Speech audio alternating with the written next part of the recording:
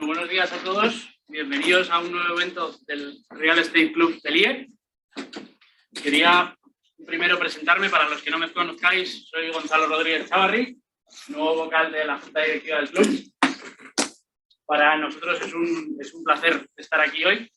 Queríamos agradecer en nombre del club al IE por cedernos las instalaciones y por el apoyo constante que brinda al club. Perdón. Quería hacer el directo. Quería hacer una pequeña introducción para todos aquellos que no nos conozcáis.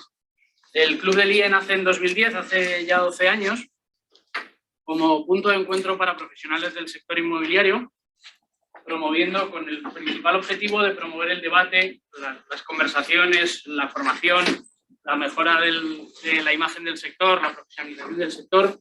Y desde entonces hemos hecho más de 100 eventos con más de 150 ponentes profesionales y tenemos más de 1.400 socios y amigos. Y nuestro objetivo, obviamente, es seguir creciendo día a día, mes a mes. Y muchísimas gracias a todos por estar aquí. Quería agradecer también a nuestro sponsor del evento, de Ecotherapy, y tenemos hoy el placer de tener a su CEO, a Gracia Cardona, que nos acompaña hoy y nos va a contar un poco más sobre esta compañía y sus servicios. Gracias, por favor. Bueno, buenos días a todo el mundo. Soy Gracia Cardona, pues la CEO y fundadora de Ecotherapy. La verdad que antes que nada agradecer a la Junta la invitación a colaborar con la realización de este estudio y la verdad que estoy impresionada de lo bien que funciona el club, de todo lo que mueve, los miembros que sois y bueno, esta es la muestra del acto de hoy que bueno, ha conseguido esta buenísima convocatoria. Entonces, nosotros de Ecotherapy lo que hacemos, somos una startup, una empresa muy joven. Y lo que ofrecemos son servicios de interiorismo digital, interiorismo y decoración. ¿Qué quiere decir? Que prestamos servicios para el consumidor final y también para las promotoras o inmobiliarias. Nuestro objetivo es ofrecer el diseño y el interiorismo, el amueblamiento de espacios como un servicio. O sea, se puede contratar desde una pequeña decoración hasta la decoración de una oficina, de un piso, de una tienda, de un pequeño espacio. Pues gracias a la tecnología digital pues a unos costes muy asequibles y realmente en unos packs muy pequeños y es un servicio digital con nueva tecnología, muy rápido, muy eficiente y bueno, animo a todo el que quiera pues a probarlo. Entonces, bueno, sin más, podéis entrar en nuestra web, consultar lo que hacemos y sin más, devuelvo la palabra a Gonzalo y os dejo con el informe, que es lo que todos esperáis. Muchas gracias. Muchas gracias. Es un placer para nosotros teneros aquí. Por último y no menos importante, quería agradecer a nuestros dos ponentes. Yo creo que no hace falta presentación, por todos conocidos, Miquel Echavarren y Sandra Daza. Quería agradeceros también en nombre del club todo el apoyo incondicional que nos dais. De verdad, muchísimas gracias. Y esperamos que vuestros comentarios y vuestras reflexiones en el día de hoy, apoyados en el informe, sean de muchísimo valor para todos. Quería también agradecer a todos los participantes, que han sido más de 300, vuestras opiniones. Y como novedad en los eventos del club, queremos compartiros con vosotros en directo el informe en primicia. Podéis descargar con este código QR que veis en las pantallas el informe. Vamos a dar unos segunditos para que todos podáis descargarlo. De todas maneras, no os preocupéis, porque no vamos a seguir el informe página a página, sino que lo que pretendemos es que esto sea un espacio de reflexión en el que hagamos un poco el contrapunto de las ideas principales que salen en el informe con las opiniones de nuestros ponentes. De todas maneras, al final del evento se distribuirá el informe, así que no os preocupéis aquellos que nos cargue o cualquier historia, pero vamos. Por entrar un poco ya en materia, como he dicho, hemos tenido 300 participantes en el informe de este año. Sus opiniones fueron recogidas del 15 de noviembre al 15 de diciembre del año pasado y como vemos la mayoría de estos participantes tienen un foco residencial. ¿Vale? Esto es importante tenerlo en cuenta de cara a las respuestas recogidas en el informe y todo lo que tiene que ver con las opiniones de los sectores. por ver un poco la actividad principal a la que se dedican estas compañías o los encuestados en general, vemos que la mayoría se dedican a consultoría, gestión inmobiliaria o servicios o actividades patrimonialistas con un corte de compañía mediano o pequeño, ¿vale? En este caso de 1 o 50 trabajadores. Lo que sí que vemos que tiene mucho valor es que un gran porcentaje, que más de un tercio de los encuestados, tienen posiciones de dirección en las que entendemos que toman decisiones en su día a día y por lo tanto creemos que las respuestas de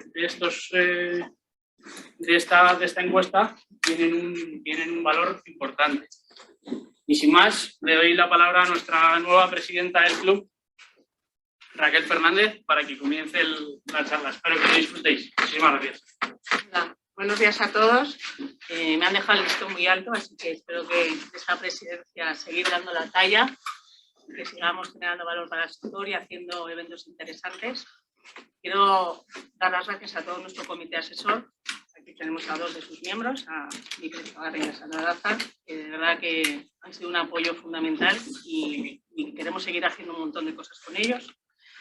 Y yo creo que hemos venido a saber la opinión de estos...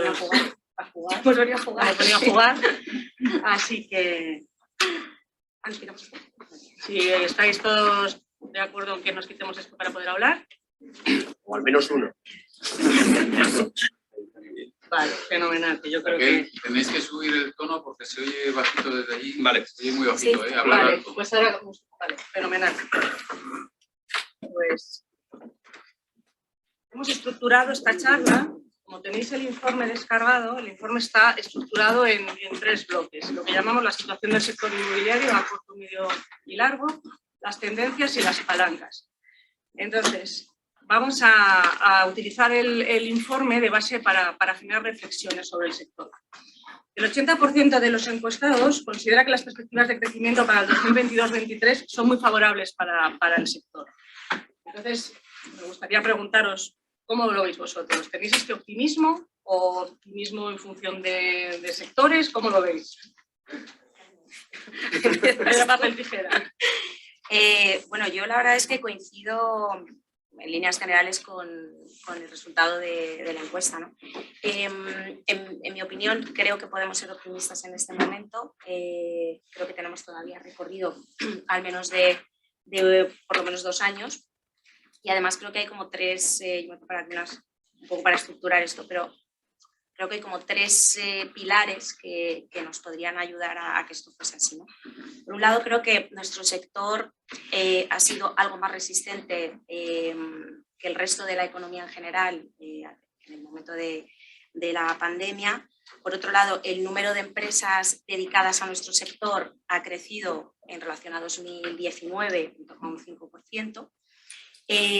Tanto las compraventas como el número de hipotecas también han crecido en porcentajes interesantes en relación también a 2019, compraventas un 11, hipotecas un 16 más o menos. Y por lo tanto, bueno, pues pienso que tenemos buenos mínimos, ¿no? para ser al menos optimistas, tal y como dicen los encuestados.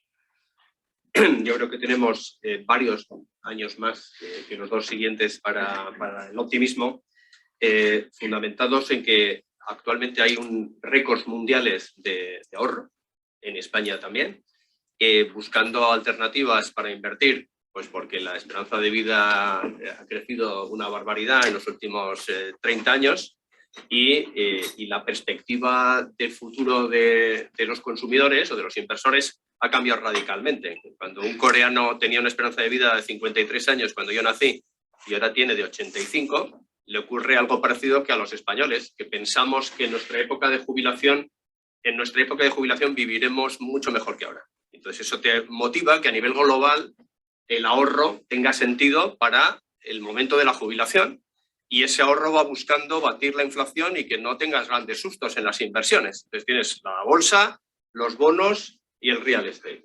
Los bonos ahora son yuyu o muerte. O sea, si tú te pones a invertir en bonos que te den el menos 0,3, como te lo suban los tipos al 0,3, pues tus bonos valen probablemente una tercera parte menos.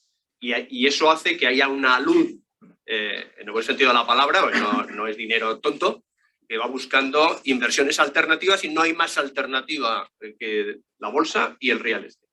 Por lo tanto, vamos a tener muchísima liquidez, tipos de interés negativos, que luego podemos comentar. Sí. Dice, ¿son negativos? ¿Es un chollo? Bueno, depende. El que pueda repercutir la inflación en sus servicios o en sus productos, pues va a vivir mucho mejor, ¿no? Pero vamos a tener tipos de interés negativos, inflación y enorme liquidez. Eso es un viento de cola, no, eso es un tsunami de cola para el sector inmobiliario. Yo creo que en España tenemos varios años de crecimiento de la inversión a más de 2. Interesante. Las perspectivas, El ¿no? hecho que el sector, o sea, que los activos inmobiliarios se sigan, ¿no?, mentalmente, desde el coreano hasta el español, se sigan percibiendo como un valor refugio, como un valor estable, dice mucho también de este sector. Sí, Este tipo de inversión. es que ahora dices, yo tengo una aseguradora detrás, Sí. o un gestor de fondos que tiene que garantizar que dentro de 30 años sus clientes van a tener unas pensiones aseguradas. ¿En qué invierto yo con inflaciones subyacentes al 2 y pico e inflaciones reales al 6 y pico? Sí. Tengo que invertir en algo que pueda crecer las rentas o lo que me rentan Sí, que tiene perspectivas de parecido a la crecimiento. inflación. Eso sí, ya lo hemos inventado. Eso se llama real estate. Sara, la pregunta para rizar el rizo. Unamos esta pregunta de la inflación con los que nos comentan los resultados de la encuesta en cuanto a sectores, ¿no? En cuanto a tendencias de inversión, los resultados muestran que logística y residencial en los data centers serían la máxima tendencia de inversión. ¿Cómo lo veis vosotros desde vuestras consultoras? Yo creo que esto refleja, primero, esto es un consenso de 300. Yo suelo decir que las oportunidades jamás se encuentran en el consenso. Y aquí hay un sesgo importante porque se ha olvidado, y es lógico por el sesgo residencial, el principal sector de inversión este año en España ha sido el hotelero. Se han invertido 3.180 millones de euros batiendo de calle al logístico, en el que está en todas nuestras mentes que es un sector extraordinario. Pero el hotelero en España, con 80 millones de visitantes antes de la pandemia y con el segundo destino mundial de turismo y con unas perspectivas solo por inercia de que en los próximos 20 años esos 80 millones pasarán a 100 millones de turistas, tirar al sector hotelero vacacional parece que tiene poca explicación negativa dentro de un consejo de administración en Londres. Por lo tanto, yo creo que ahí está olvidado el hotelero y lo que es muy interesante es cómo esa liquidez se va abriendo a subsectores, traspasando incluso la frontera de las infraestructuras. Yo creo que ese es uno de los aspectos más relevantes de esta ola. En la línea que separaba las infraestructuras del real estate se difumina. Y si miramos quién invertía antes en infraestructuras y quién invierte ahora en real estate, nos encontramos a fondos que están en un lado o en otro. EQT siempre ha sido un monstruo de las infraestructuras. Brookfield compraba autopistas, pues ahora compra también hoteles. Es decir, y ahí se sitúan, por ejemplo, los data centers. Los data centers son una infraestructura que pasa a ser inmobiliaria en cuanto se disocia la propiedad de la operación, como ocurrió en los hoteles. Por lo tanto, ese consenso indica una tendencia muy interesante. Yo creo que todos pensamos que no se falla en esos vaticinios, pero faltaría el sector hotelero, que este año yo creo que va a batir de nuevo los récords y que se situará en cabeza, si no el primero, el segundo. De hecho, tú y yo tenemos una apuesta para ver si batimos. Si se baten los... Fue €1.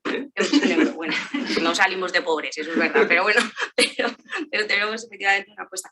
Yo creo que además una de las ventajas además de ser una potencia turística, que lo somos, creo que además España todavía está en un rango de precios y de arrendamientos más bajos que los de nuestros vecinos europeos. Por lo tanto, pues tenemos ese polo de atracción adicional para seguir siendo en hotelero, desde luego, porque lo ha sido este año y todo indica efectivamente que vamos a tener un nuevo año récord.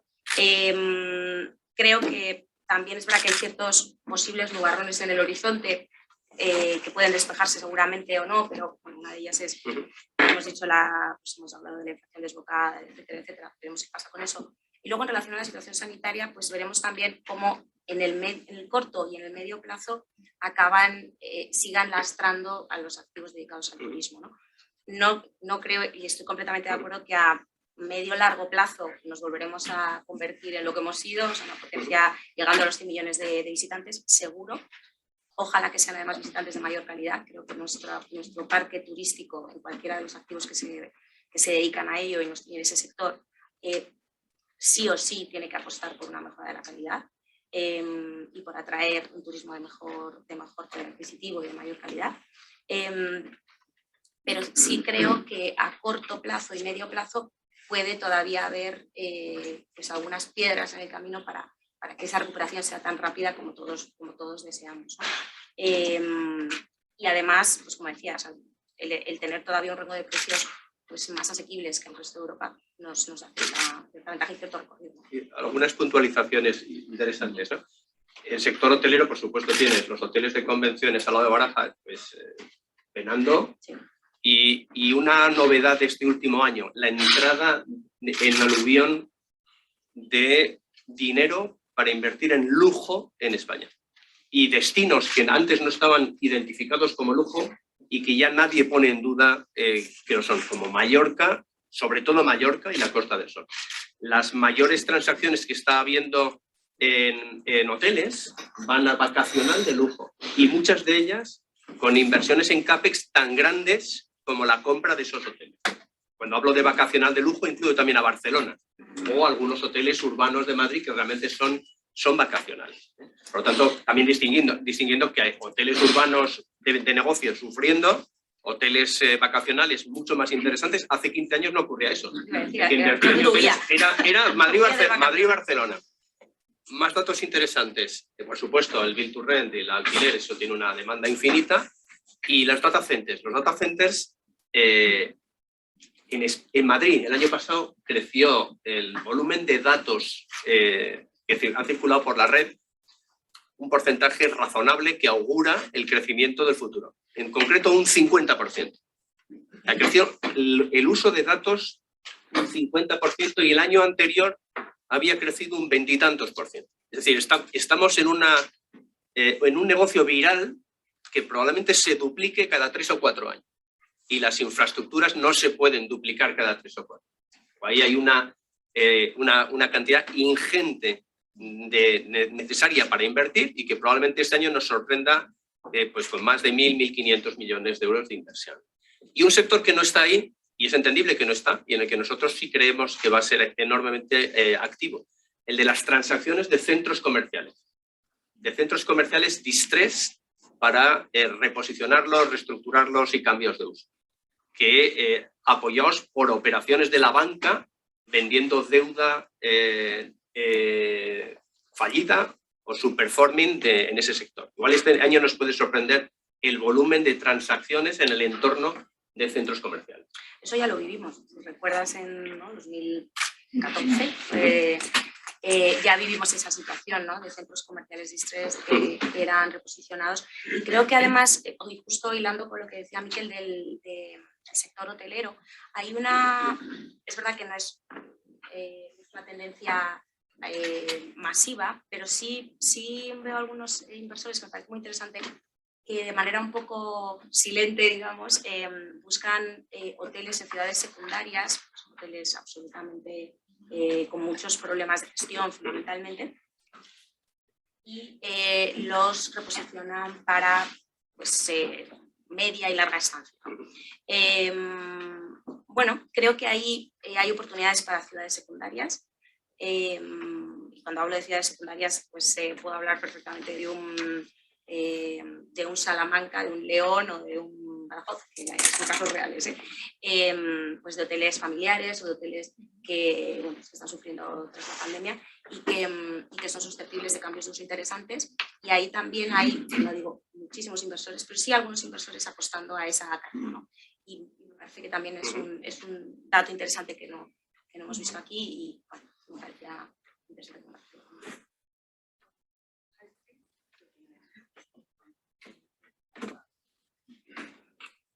Bueno, yo creo que el bueno buenísimo pues seguirá estando ahí y siempre tendrá interés. Hombre, en mi opinión, pues sinceramente creo que va a seguir sufriendo. En líneas generales y siempre generalizar. Sí, el High Street ya estaba,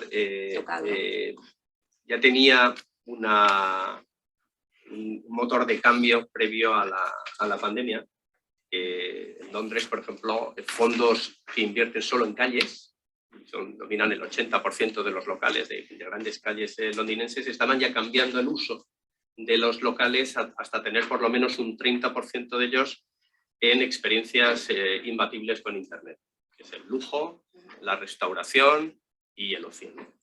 Eso se acelera y yo creo que seguirá todavía en Prevengan y probablemente buscando nuevos formatos de tiendas más grandes, algún tipo de experiencias relacionadas con el ocio.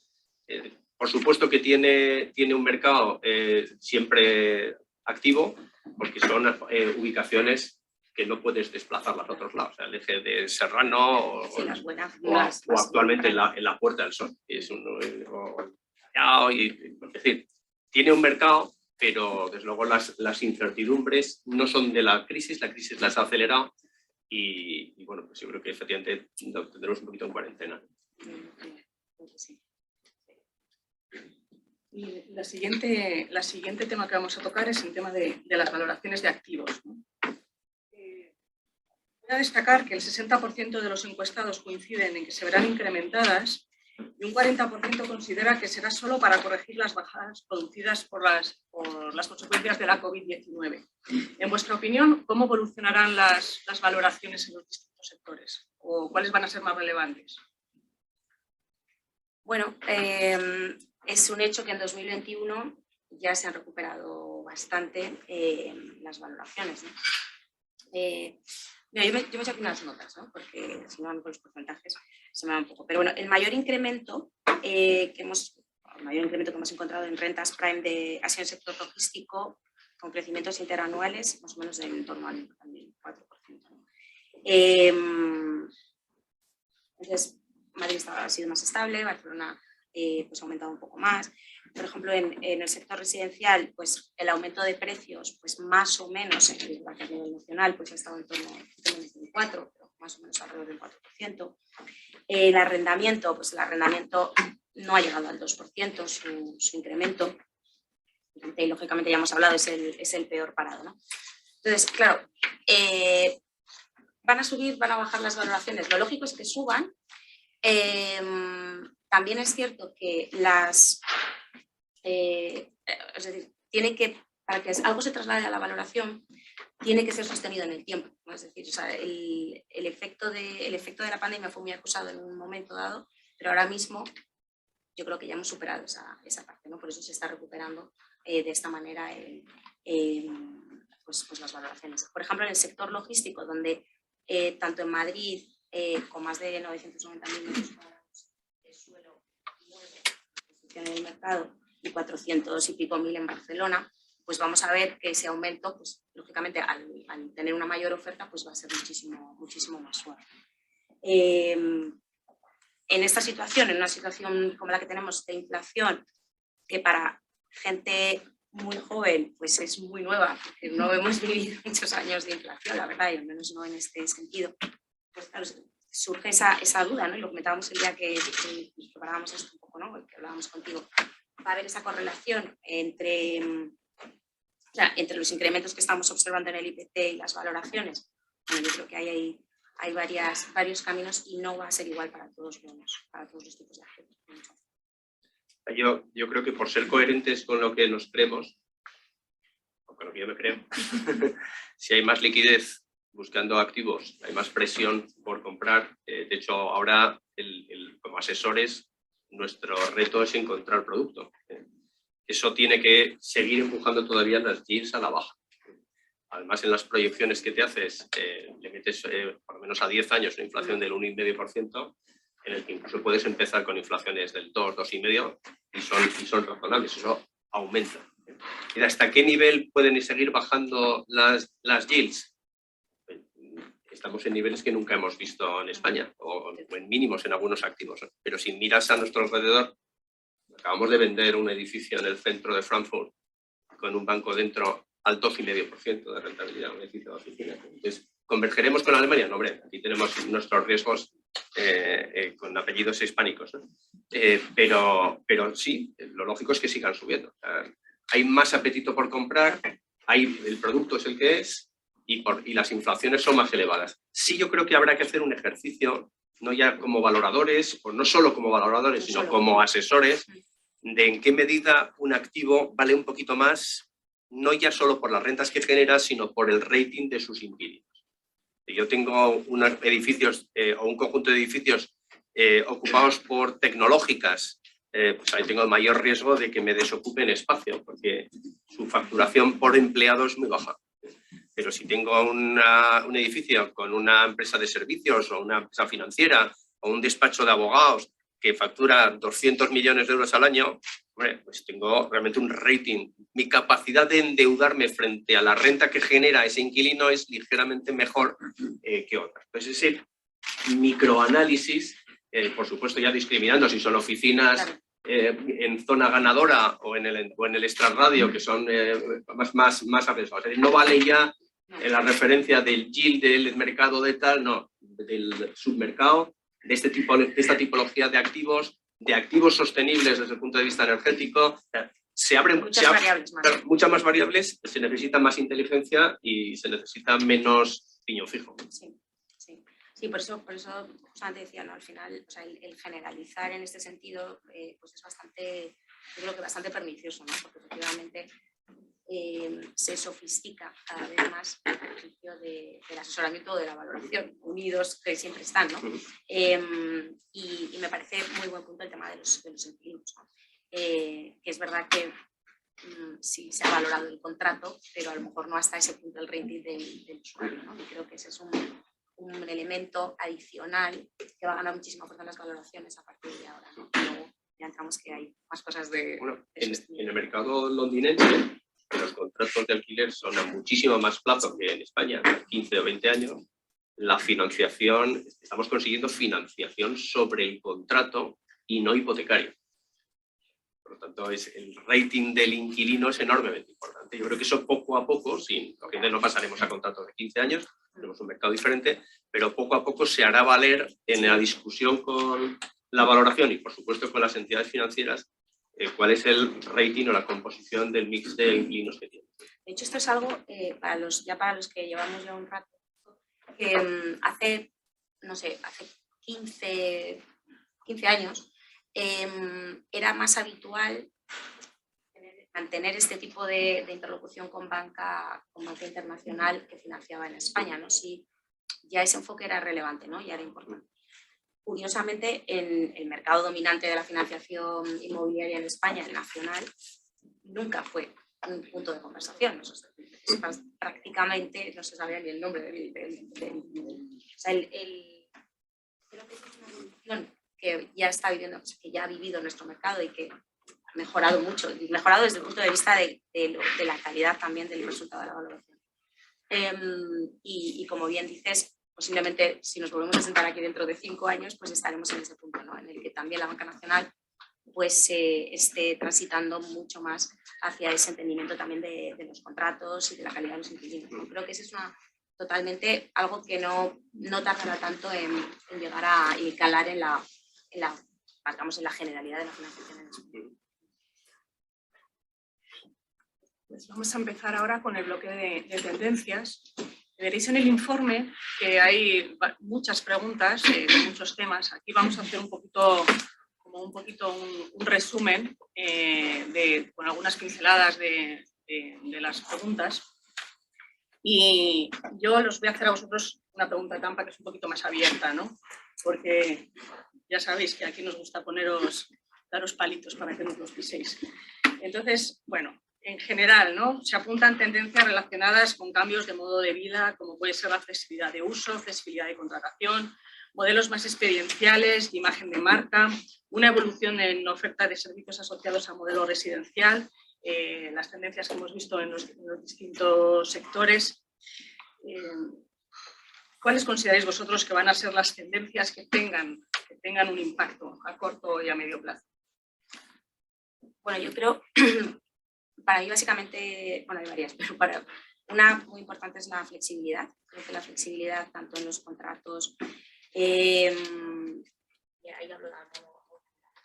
que la flexibilidad va a ser algo imperante y necesario y posiblemente también cambie en algo nuestro modelo.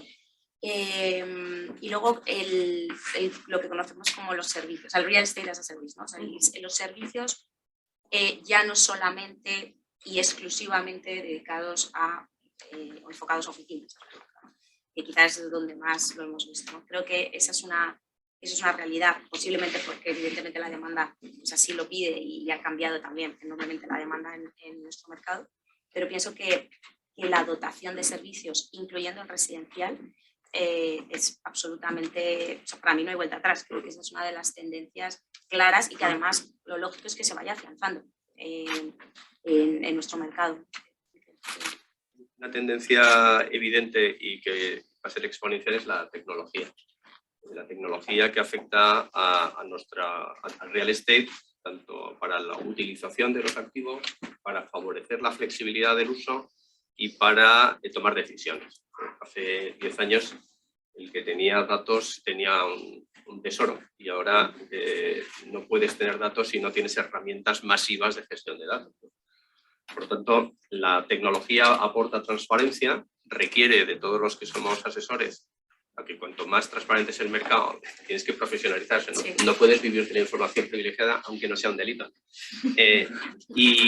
Y ese es un factor importante. La flexibilidad de los usos, por supuesto. La flexibilidad ahora mismo, la propia tecnología, el teletrabajo, cosa en la que confío poco, pero te da siempre un margen para la toma de decisiones. Entonces, estabas acogotado, tenías a 120 personas en una planta, te contratabas a 20 más y irremediablemente tenías que contratarte otra, ¿no? Ahora puedes ver qué pasa si los 20 nuevos que contratas son rentables y mientras tanto pues vas combinándolos en que trabajan desde el más allá. Otro factor interesante también es la confusión positiva de conceptos, ¿no? Es decir, el real estate en alquiler yo creo que no va a poder competir si no incluye conceptos de hotelería, del hospitality, de los servicios, las recepciones, amenities. Tienes que darle un servicio mejor o aparentemente mejor, no solo por la tecnología, sino visual, de uso de zonas comunes, etcétera, que tu vecino de al lado. Porque ahora todo vale, pero cuando estén consolidadas zonas, pues uno arrendará más o arrendará menos, ¿no? Nosotros estamos haciendo cosas chulas, por eso para poner un anuncio,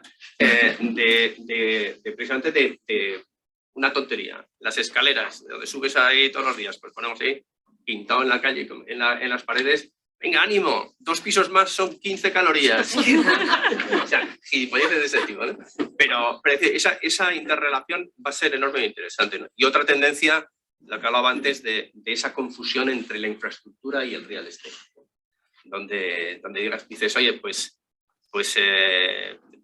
le meto infraestructuras de eficiencia energética, de solares, junto con mis plataformas logísticas. Un futuro que probablemente vendrá próximo, la conjunción de toda la tecnología y servicios de gasolineras de hidrógeno en el entorno de la logística. Eso acabará llegando rápidamente y el que tenga eso pues podrá competir en mucho mayor grado que gente que no pueda competir, ¿no? Por lo tanto, es la imaginación al poder, servicios, flexibilidad, tecnología. La verdad es que tenéis un futuro chulo. Es que ya soy muy mayor. Todas estas tendencias, o sea, que se esperan, ¿no? en un medio largo plazo, ¿estáis viendo a día de hoy cambios de modelo de negocio o aún son adaptaciones? O sea, estos pequeños híbridos, ¿no? Por ejemplo, en residencial, ¿no? Que al final se dotan más zonas comunes, pero tímidamente, ¿no? O ya vosotros estáis viendo que esto ya es un cambio de tendencia y que realmente se cambian modelos de negocio. Bueno, yo, a ver, creo que a mí me parece que es una tendencia ya real, sinceramente. Pienso que cuando se plantea obra nueva, creo que esto ya va en el ADN de quien la plantea, ¿no? También es cierto que, como se dice, precios y en fin, dedicado a públicos distintos, pero en su justa medida creo que esto ya está implementado, ¿no? En relación a la flexibilidad y adaptabilidad de usos, pues tenemos bueno, pues esos usos híbridos, pues que si el co-living, que si el coworking. Según mi padre, que tiene 81 años, pues el co-living es una pensión de toda la vida. Eso es una pensión, o sea, una pensión con derecho a comida. O sea, eso de ahí no le saco, porque bueno, pues porque posiblemente lo haya vivido, ¿no? Entonces, bueno, ¿es una adaptación? Posiblemente es una adaptación pues, con elementos más, con tecnología, con socialización, con elementos de dinamización de comunidades, en fin, lógicamente pues, está adaptado, ¿no? Yo un activo que no he visto y que creo que, en mi humilde opinión, es un poquito lo olvidado, es todo, es decir, es una oferta para toda esa demanda. Yo creo que es una demanda silente todavía de personas entre, no sé, 55 y 65 años que a día de hoy tienen unos ingresos que les permiten tener un nivel de vida holgado, pero que en el momento de su jubilación, pues esa situación puede cambiar y suele cambiar. Esa es yo creo que es un rango de población que se va a encontrar en tierra de nadie, es decir, en el que pues, bueno, se van tus hijos de casa, posiblemente te cuesta mantener la casa en la que estás porque tu nivel de ingresos ha bajado. ¿Cuáles son las alternativas para esa bolsa de población que es muy numerosa y en España, ¿no? El senior living, tal y como lo conocemos, yo he tenido, bueno, todos, ¿no? Hemos tenido muchas reuniones con muchos inversores interesados en esto, todos con un enfoque muy nórdico, ¿no? De playa, sol, urbanización en la Costa del Sol, o en Levante, o Murcia, o en fin. Pero ese no es nuestro modelo, esa es mi opinión. Yo creo que nuestro modelo, ese es un modelo nórdico para público distinto. Creo que el nuestro debería estar mucho más ligado a las ciudades y a tramas, ¿no? a tramas urbanas, al menos cercanas a la ciudad.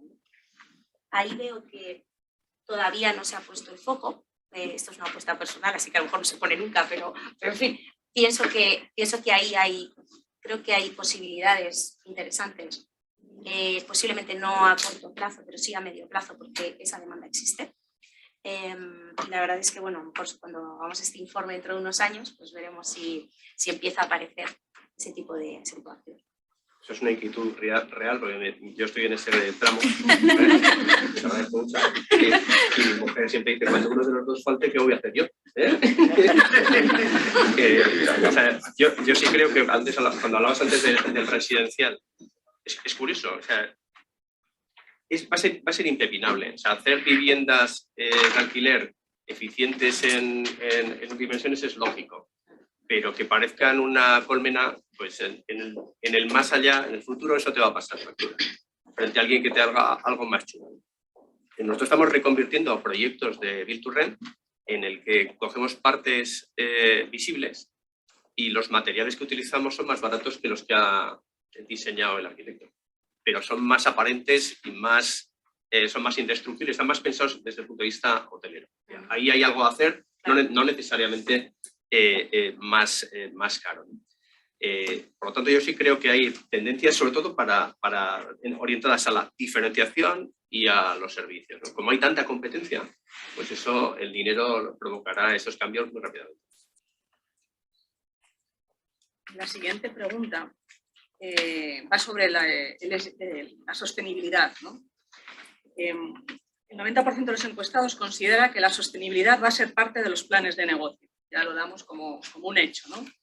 Las razones están muy equilibradas. Digamos que un 50% opina que serán fundamentales para alinearse con el usuario consumidor y otro 50% asocia las exigencias a la captación de capital. ¿Cómo creéis que va a afectar toda la sostenibilidad a los activos? Sí, en nuestra empresa hasta hace poco, y que dijera la palabra sostenible, visión 360 o multidisciplinar, estaba inmediatamente después. Maridaje. Y maridaje. Sí. Entonces, ¿qué es lo que nos ha hecho cambiar? ¿Nos hemos vuelto mejores personas? Por supuesto que no. Pero cuando ves qué ha ocurrido en el Standard & Poor's 500 con las empresas generalistas, que crecieron en un año su cotización un 25%, y ves las que tienen calificación ESG, que han crecido entre un 25 y un 50%, empiezas a decir, a lo mejor vamos a dejar de prohibir esa palabra.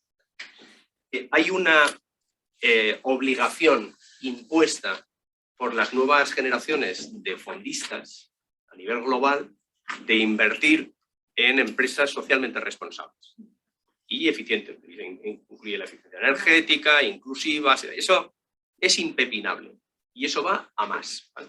Eso hace que todas las empresas, que prácticamente ninguna creía en eso, las empresas no suelen ser ONGs, pero todas dicen, joder, todos esos que invierten, si yo tengo la bandera verde, invierten más en mi empresa, en mis acciones. Y eso hace que todo el mundo saque planes de sostenibilidad. Incluidos los bancos. Los bancos, para ser ESG, tienen a su vez que prestar en proyectos que tengan una sostenibilidad y una eficiencia energética determinada. En el momento no es muy alta, para darte un préstamo verde tienes que tener una calificación energética B. Dentro de poco será A o será la que sea, ¿no? Entonces dices, si la financiación y el dinero me exigen eso, eso provocará que ahora que hablamos de préstamos verdes, en muy breve plazo de tiempo, o tienes algo que sea financiable verde, o no lo financia ni Zeus. Es decir, eso va a ser el motor de del cambio hacia una mayor sostenibilidad, que está muy bien, aunque sea totalmente interesado, hipócrita o lo que sea, ¿no? Pero es muy enormemente positivo. Y pongo un ejemplo de lo que cuesta hoy por hoy vender unas gasolineras que solo vendan gasoil a camiones. Pues porque no te las financia nadie. Nadie. O sea, es imposible, es blanco o negro. Entonces esa dicotomía entre sostenible es líquido y no sostenible no es líquido hará que se quede una parte pequeña o mediana del sector inmobiliario rápidamente obsoleta y los que no tengan capacidad de reconversión van a sufrir enormemente y el resto del mercado empujado por esos dos vientos, el de los inversores y los financiadores, o eres sostenible o no existe. Creo que ahí, bueno, vamos, absolutamente de acuerdo. Yo creo que adicionalmente, en mi opinión, el usuario, creo que está en la pregunta, ¿no? Si la demanda también lo requiere. Yo sinceramente pienso que el usuario, la gran parte de los usuarios no está ahí todavía, no discrimina todavía por si si es más o menos sostenible ese edificio. Yo creo que todavía no. Salvo en las grandes corporaciones. Creo que a los grandes tenedores de activos les permite competir en ese mercado, ¿no? Por los mejores inquilinos. Creo que ahí claramente está. La financiación verde de la que hablaba Miquel, pues en nuestro país ha crecido un 42% en 2021. Que es verdad que las cifras todavía no son enormes, pero son crecimientos exponenciales. Claramente, pues es imparable, es evidente que será así. Y lo que creo que a día de hoy, y lo estamos fijando mucho en la parte de la I, pero luego tenemos la S y tenemos la G, ¿no? Y creo que hay iniciativas interesantes. A mí tengo que hablar de ella porque tengo como un hijo casi, ¿no? Que claro, es mío, pero bueno, que es la primera SOCIMI en España de impacto social, que se llama Primero H, y que es una SOCIMI que pues, está sponsorizada o patrocinada, ¿no? O promovida por una fundación que se llama Hogar Sí y por la SOCIMI, la Asociación de SOCIMIs en España, que está fundamentalmente dedicada a erradicar el problema del sinhogarismo en España, ¿no? Más de 30.000 personas duermen en la calle todos los días, ¿no? En nuestro país. Bueno, esa es una inversión de impacto, en este caso relativa a la ESA, ¿no? Es una inversión de impacto y estoy segura de que solamente es la primera de las que van a venir, porque tiene todo ese fondo con un foco puramente social. Pero claramente, o sea, es absolutamente imparable. Creo que a los usuarios nos queda todavía un poquito más de tiempo. Yo creo que veremos entrar o acelerar la reconversión de inmuebles hacia inmuebles más eficientes en aquellos nichos donde el múltiplo de valoración es mucho más elevado. Sí. Es decir, si tú consigues ahorrarle 30 euros al mes a un inquilino de una vivienda y por lo tanto su renta disponible aumenta en 30 euros al mes, hombre, parece lógico que de esos 30, 10 euros podrías destinarlos más al alquiler, el 30% de tus recursos disponibles, ¿no? Como aumentes 10 euros al mes cada vivienda, el incremento no va a ser espectacular, pero el valor del inmueble se multiplica 33 veces. Pues ahí sí que merece la pena pensar en qué inversión hago para trasladar parte del ahorro de mi inquilino a mi renta multiplicado por 33.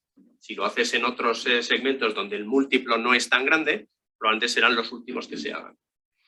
Me encanta la frase, bueno, la palabra de Miquel, Greenflation, ¿no? Greenflation, Greenflation. Sí, eso es un debate interesante, no es nuestro el concepto, pero sí es algo a tener en cuenta, ¿no? En este mundo, o sea, ahora estamos hablando de que tenemos una inflación del 6 y pico %, y dicen, no, a ver, es la energía. Dice, no solo la energía. O sea, estamos ahora con una necesidad, una aceleración hacia objetivos probablemente inalcanzables de emisiones cero en el año 2030, donde se requiere todo el mercado, los usuarios, los movimientos ecologistas y tal, todos requieren cerrar la producción de energía de carbón. Hay que poner paneles solares, hay que poner molinillos, hay que poner las nucleares fuera. Entonces, esa necesidad que es imposible de digerir en el corto plazo es un cambio revolucionario de sistema energético mundial que se va a hacer en un tiempo récord, o se pretende hacer en un tiempo récord imposible. Yo pongo siempre el ejemplo de la vela y los barcos a motor, ¿no? La transición fueron 100 años, durante ese momento los barcos a vela evolucionaron más que nunca, intentando competir con los barcos a motor. Entonces, esa demanda de ecologismo hace que se demande muchísimo más cobre, que se demande muchísimo más aluminio, que cobre y aluminio se hacen los paneles solares, por poner un ejemplo. Pero a la vez estamos pidiendo que se cierren las fábricas de aluminio o que no se abra la mina de cobre en Chile porque entras dentro de un cementerio mapuche o lo que sea, ¿no? Entonces, eso crea inflación. O sea, el proceso en el que estamos crea una inflación estructural. Y la cuestión es, ¿quién paga eso? ¿Quién paga eso? Porque es una inflación que ha venido para quedarse. El cobre, decimos, el cobre tiene una segunda juventud, no, una segunda juventud no. Es que el cobre acaba de descubrir un mercado muchísimo más grande que el de los cables, que son los coches eléctricos y los paneles solares, ¿no? Entonces el cobre está en máximos históricos. Yo creo que ha subido, no sé si un 200%. El aluminio, pues aluminio es una de las industrias que más contamina del universo, pero necesitamos aluminio. Entonces ese paradigma de aceleremos y metamos nuestras necesidades en un embudo que no podemos digerir va a hacer que convivamos con una inflación alta por ese motivo. Ya estamos pagando las tasas de CO2, que son más impuestos, y que la economía hay que pensar si puede digerir o no. Claro, por eso os decía que luego esto, claro, repercutidos, como decir, no todos los activos ni todas las rentas van a ser capaces en este momento de absorberlo, ¿no? O que el cliente diga, bueno, yo estoy dispuesto a pagar un 20% más o un 30% más por esta elección, ¿no? Yo eso todavía tengo que pagar. O sea, sí, la inflación es algo chulo cuando lo metes en un Excel, pero cuando tienes un edificio de oficinas y tienes 30 inquilinos y miras, pues si este no va a poder repercutir, si le subo las rentas se lo come como gasto. Se lo va a comer porque no puede repercutir a su vez. Os pongo un ejemplo. Los fabricantes es el mercado de ordenadores. Una vez en un peritaje, cuando hacíamos esas cosas raras en el pasado, miré cuál había sido la inflación en 10 años del sector informático. Era menos 60%. No pueden repercutir incrementos de coste. La logística, venga, le subimos la renta, pues están pagando por el transporte, una barbaridad, por la energía. Habrá que discriminar si la inflación es sana o no es sana en función de los inquilinos que tengo. Claro. También hay que ver cuántos propietarios están dispuestos a hacer ese análisis. Bueno, yo creo que en general, creo que no habrá ningún propietario que esté pensando en subirle las rentas un 6,5%. Y si lo piensa, pues eso le va a venir de vuelta. Es decir, la inflación a corto plazo es positiva para el sector inmobiliario, Sí. a medio y largo plazo destruye el valor y la productividad de sus inquilinos.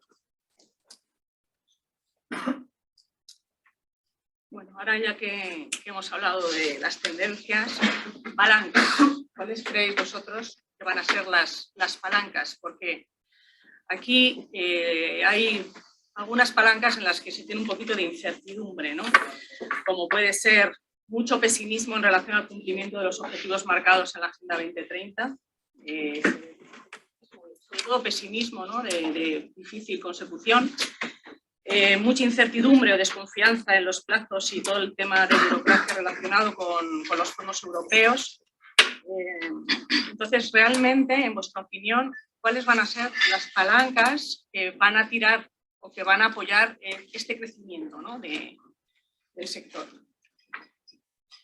Bueno, yo la verdad es que coincido y comparto los resultados, ¿no? En gran medida. Desconfío del uso que se haga de los fondos europeos. Creo que también está este halo, ¿no? de espera de los fondos, pues como país a mí me deja un poco fría, la verdad. Creo que tendríamos que tener otras palancas, ¿no? Pero sí es cierto que aunque en nuestro sector y sobre todo todo lo relativo a la rehabilitación y al reposicionamiento de activos, pues todos creo que coincidimos en que nuestro parque necesita esa mejora, ¿no? No solamente en términos de sostenibilidad, pero también de calidad, ¿no? Pues eso creo que es claro, pero creo que en nuestro país ahora mismo, y ahora me salgo un poquito de la parte inmobiliaria, ¿no? Pero creo que en relación a los fondos tenemos, digamos que necesidades más urgentes, ¿no? En mi opinión, básicamente dos. Una, la digitalización de las pequeñas y medianas empresas de nuestro país. Es una asignatura pendiente y es el mayor porcentaje del tejido productivo que tenemos. Y tenemos yo creo que un decalaje de muchos años todavía. Creo que eso es una necesidad y ahí es donde deberíamos poner el foco.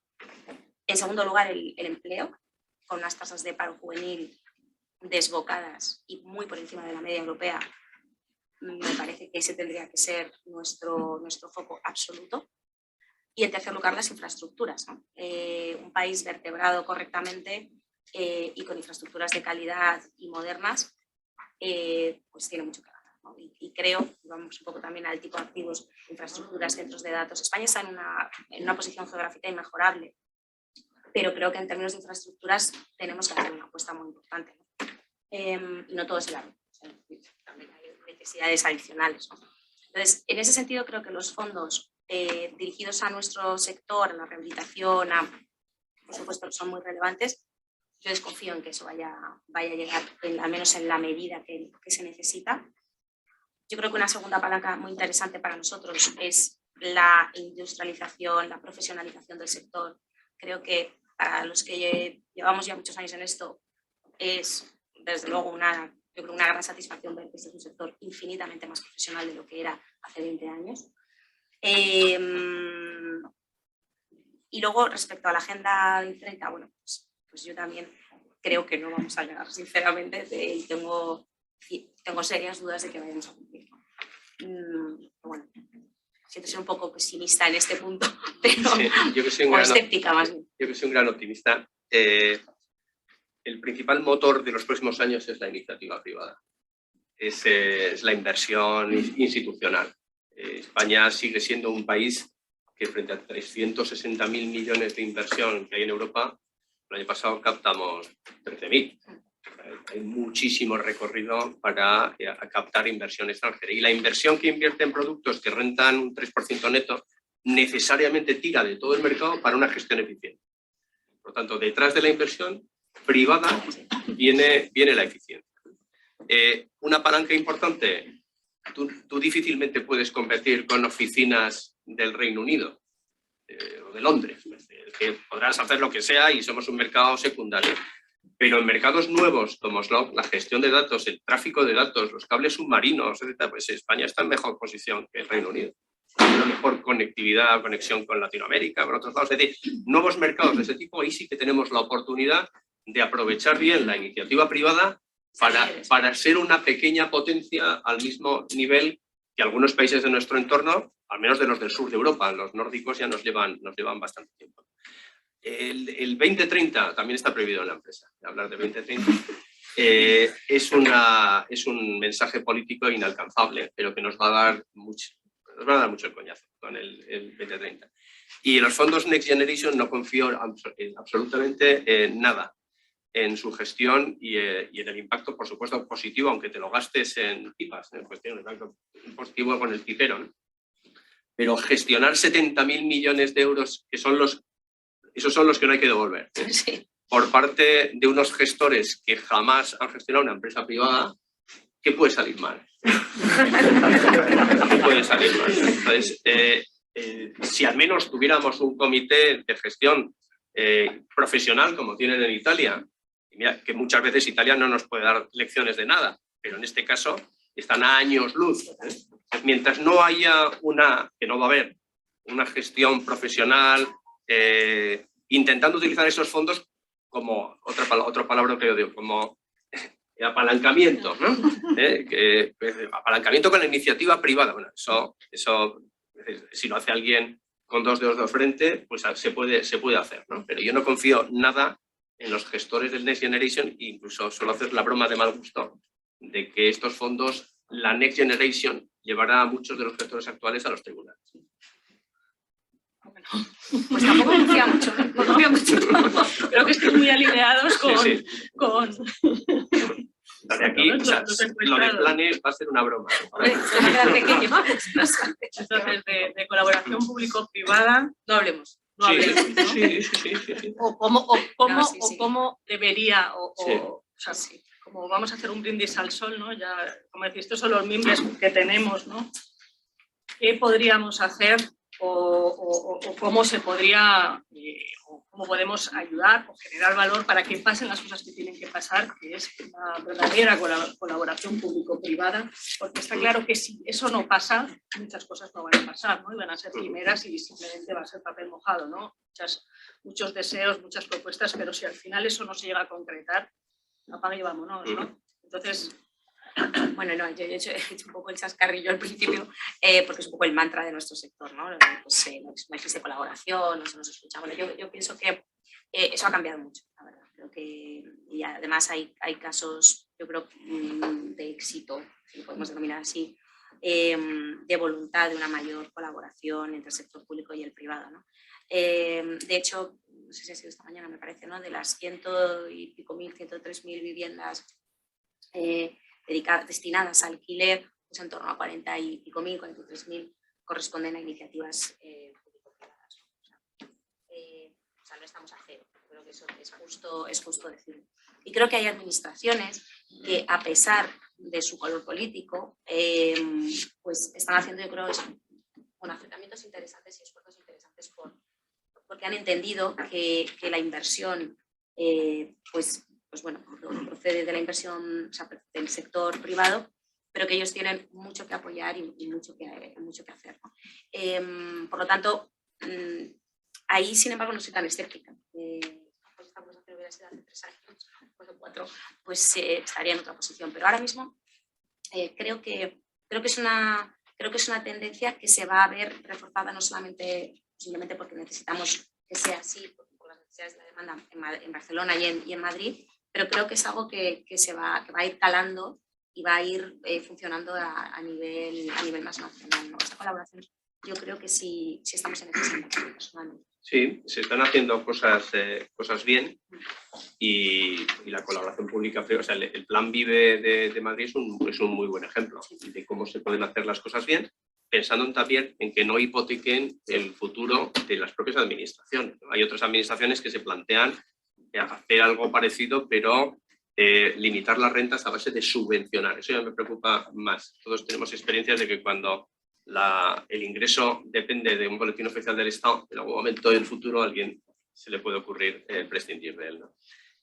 Yo sí animaría, o sí animo a que experiencias como el Plan Vive se pueden todavía hacer un poquito mejor si se habla con la iniciativa privada antes de salir al mercado. Esa es una colaboración que va a ir a más y el ejemplo de Madrid yo creo que es enormemente positivo. A ver, ahora sacará el Ayuntamiento de Madrid algo parecido.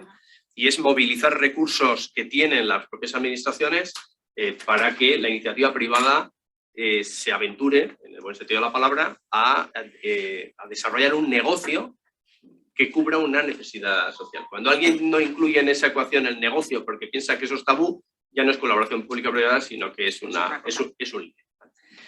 Otra colaboración pública-privada que es necesaria es que los legisladores no pongan la zancadilla a mercados tan importantes pues, como el proyecto de ley de vivienda. Esa es la primera petición que diga, oiga, ¿usted quiere colaborar?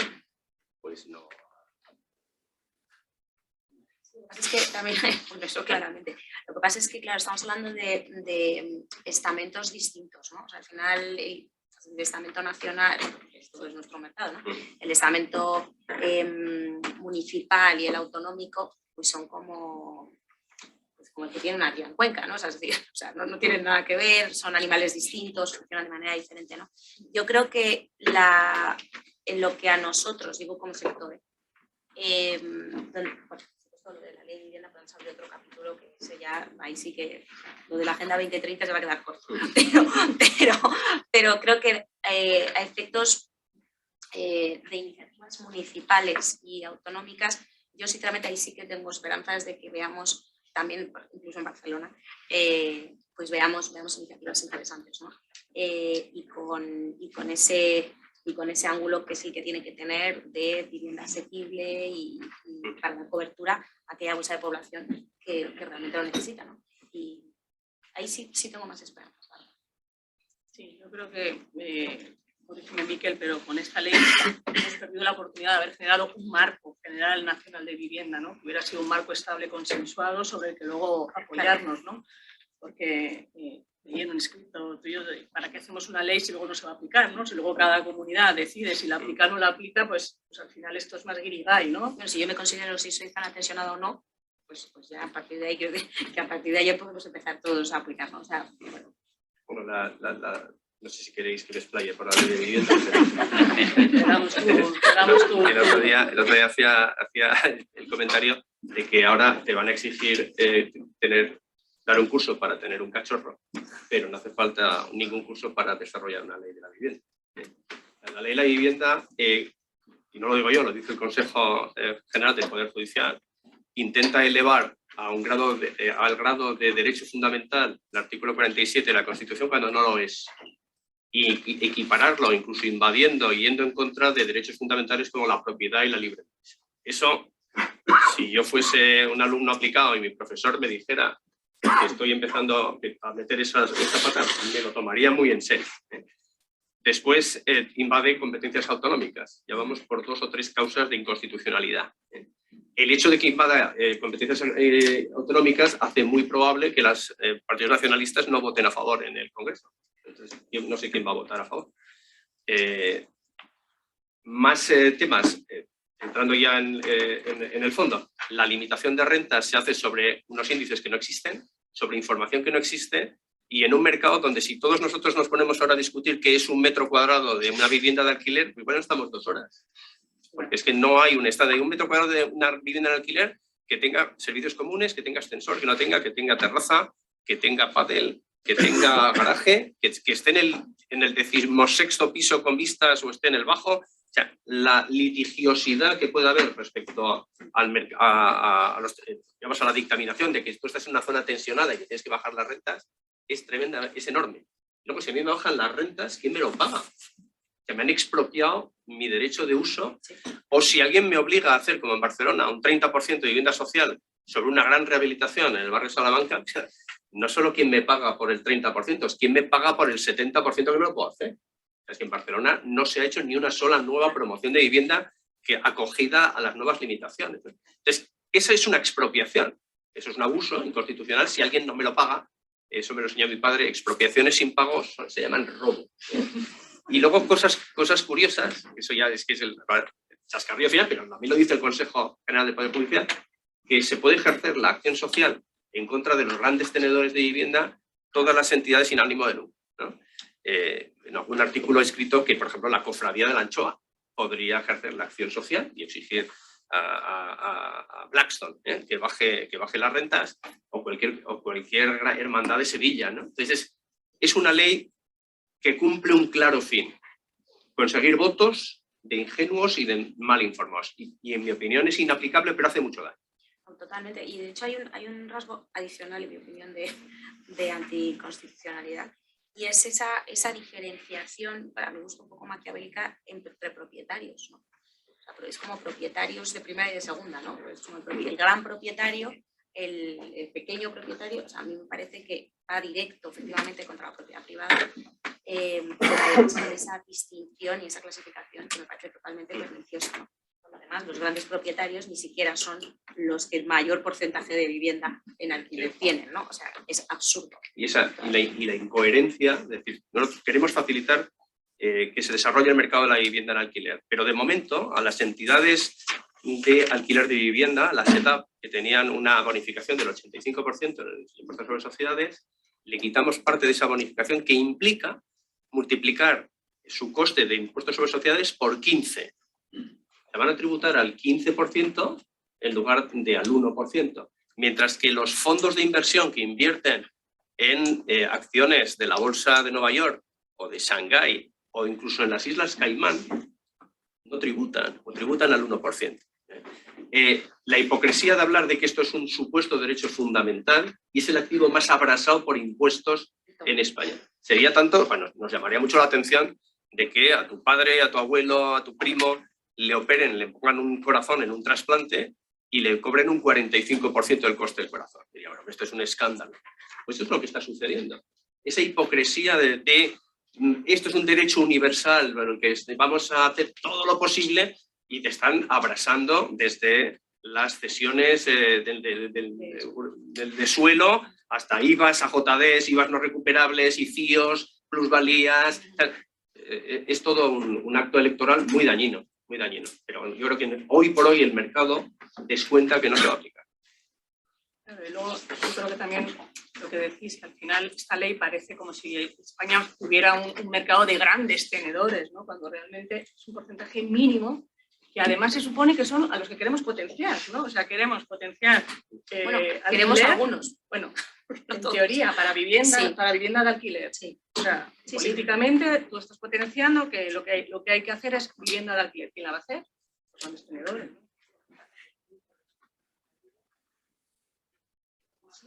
Es que es una incoherencia realmente, ¿no? Yo creo que en todo el desarrollo de la ley es una incoherencia tras otra. Efectivamente, ya se está descontando que no se va a aplicar. Yo ya me espero cualquier cosa. Visto lo visto, lo mismo se aplica. Pero al final, ¿con qué nos podemos encontrar si se llegase a aplicar? Pues yo creo que con el efecto más inmediato, y creo que todos posiblemente estemos bastante alineados en esto, que es una disminución de la oferta, ¿no? O sea, que hay mucha gente que va a retirar sus activos del mercado del alquiler. Y ahora sí que voy al denominado pequeño propietario, ¿no? No vas a ver. Yo es que solo he vivido en Alemania, yo he vivido 5 años en Alemania y recuerdo, eso sí que era un mercado tensionado, o sea, salía un apartamento a las 9 de la mañana para alquilar y a las 10 ya estaba alquilado, ¿sabes? Es decir, o 9:30 ya estaba, es que no había opción alquilar, ¿no? No había literalmente oferta. Y era muy, muy complicado, ¿no? O sea, eso ahí yo creo que es lo que nosotros terminaremos viendo si se llega a aplicar.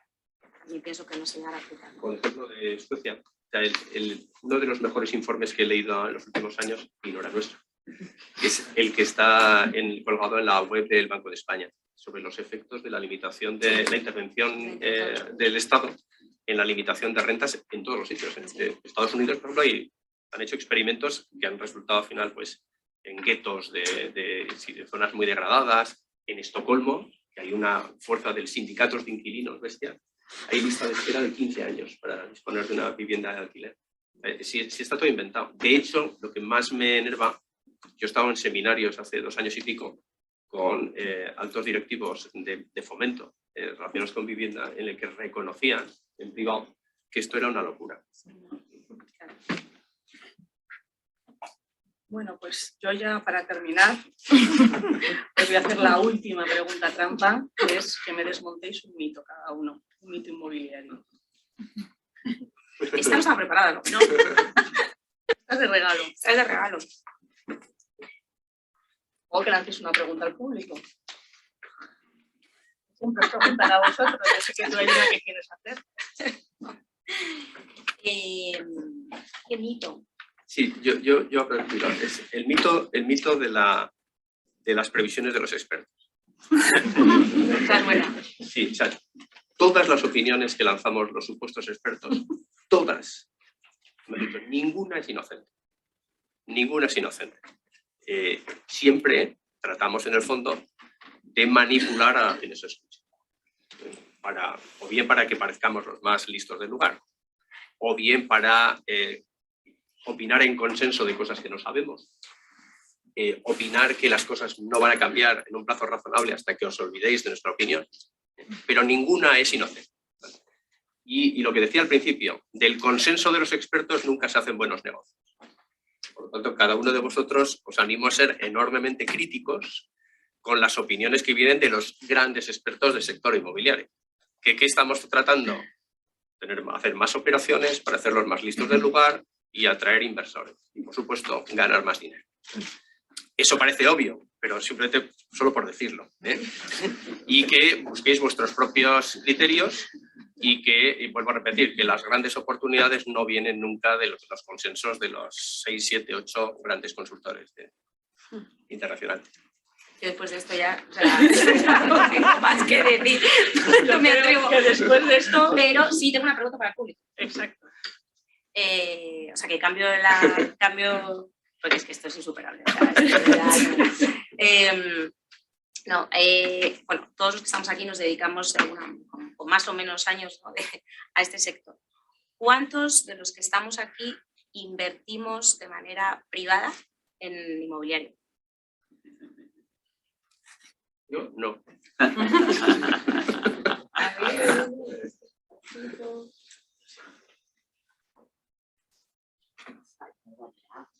¿20? No vale la casa, ¿eh? No vale la casa propia. No, la casa propia no, como inversor, 20. Yo creo que aquí, hombre, no, hay más de 40 personas, ¿no? Sí. Más de 100. Vale, yo tampoco. Bueno, conclusiones. Vamos a cerrar. Nos echan del comité asesor, nos echan ya. No. Definitivo. No, me encanta porque al final queda un poco lo que hablábamos. Yo creo que esto se trata de generar reflexiones, ¿no?